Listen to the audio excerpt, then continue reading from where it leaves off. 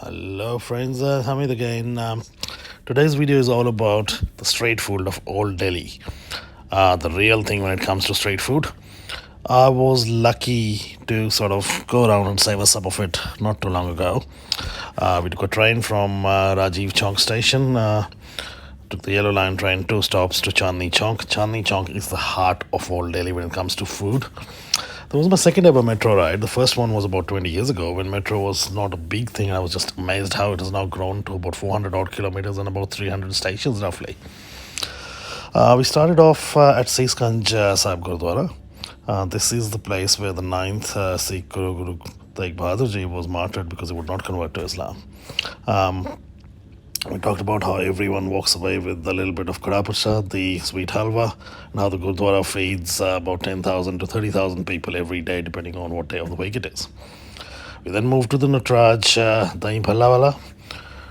Dahi Bhalla is the favorite there, but we sort of stuck to Tikki just because we were trying to play it safe with street food. So Aloo Tikki was amazing and totally recommended. Just because it's so crisp from the outside, beautiful inside, and the chutney is amazing. Don't miss it. Our next step was to try naan khatai. Naan khatai is sort of shortbread biscuits from Indian subcontinent. Literally means Persian word naan means bread and khatai means a biscuit. This was a nondescript roadside shop, and he sort of bakes it fresh there on coal. And the taste was amazing, beats any shortbread I've ever had in my life. Stop 3 was the world famous Gali Parante Wali or Parante Wali Gali, literally the bylane of the flatbread parantas.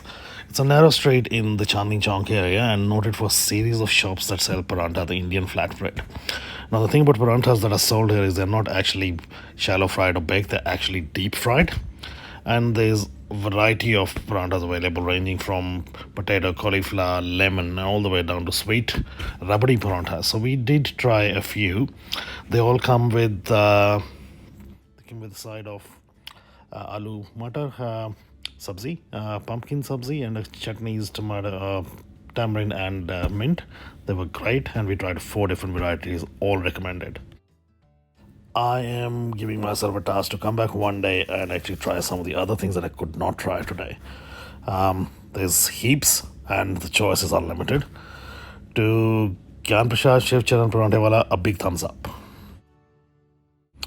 After parantas from a 6th generation paranta maker, we sort of ended up in this street which actually had 9 big Jain Havelis of Jain people.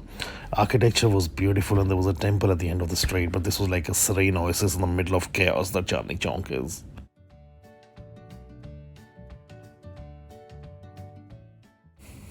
So next stop was to try some gachak, which is sort of the Indian candy. This shop only opens during the months of winter, and we tried their good, which is jaggery, and til, which is sesame candy, and they were both amazing.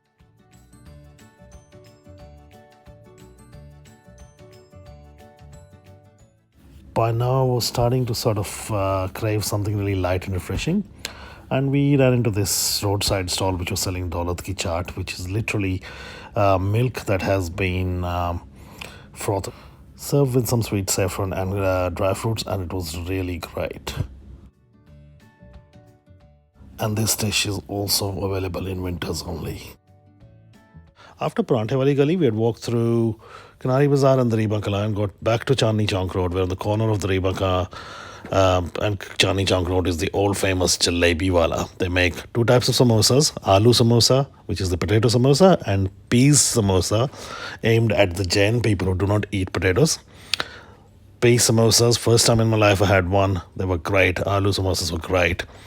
And they also sell jalebis. The sweet Indian sweet, it's just fried, dipped in sugar syrup, and it's called the sweetest confused thing ever.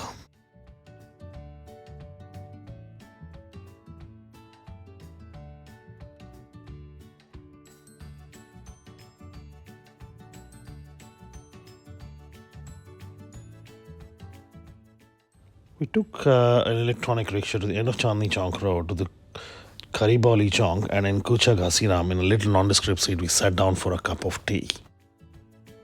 The roadside tea stall with teas made on a gas stove reminded me of my college days when we had cutting chai, which was sort of one tea split into two cups because we didn't have enough money.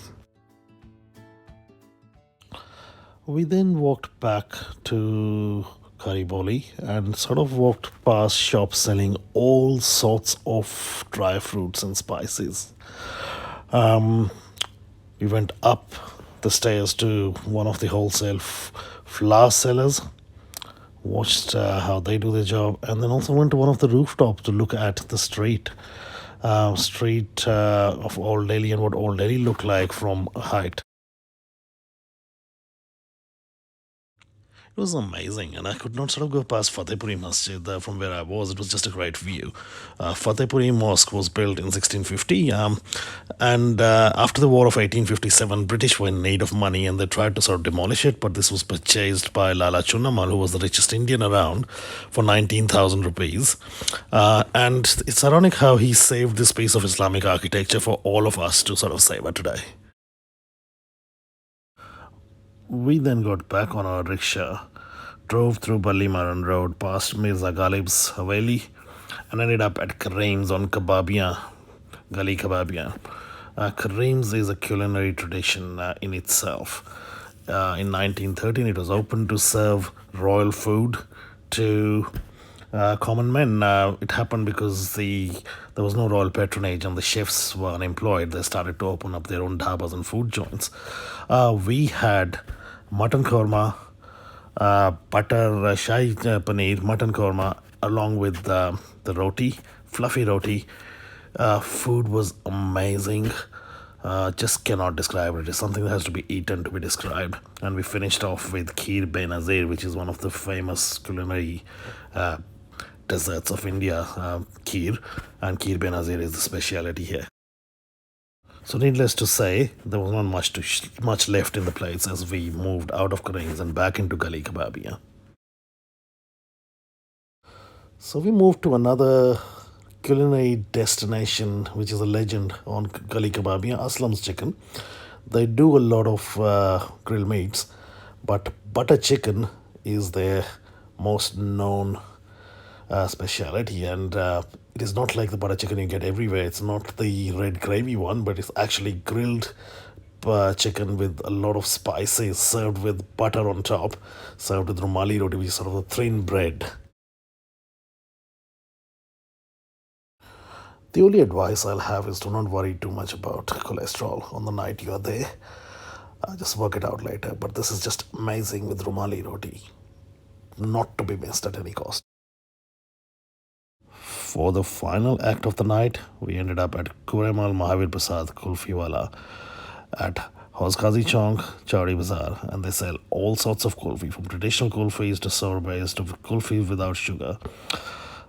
You name it, they have it. We ordered mango kulfi, we ordered pistachio, which is the traditional one, and we ordered anar, which is pomegranate. Mango and pistachio, they were great, but one that I would recommend is try the anar or the pomegranate kulfi. That was the end of it. We had some great time, had some great food, made new friends. I took the train back from Chowri Bazaar to Rajiv Chowk and ended up back at my hotel. It was an amazing night, amazing 5 hours of food, SC. Loved it. Delhi Food Walks, www.delhifoodwalks.com arranged this for us. Rohan, our guide, was amazing, and it was a great day overall. So this is Hamid signing off. Thanks for watching, and keep watching my channel.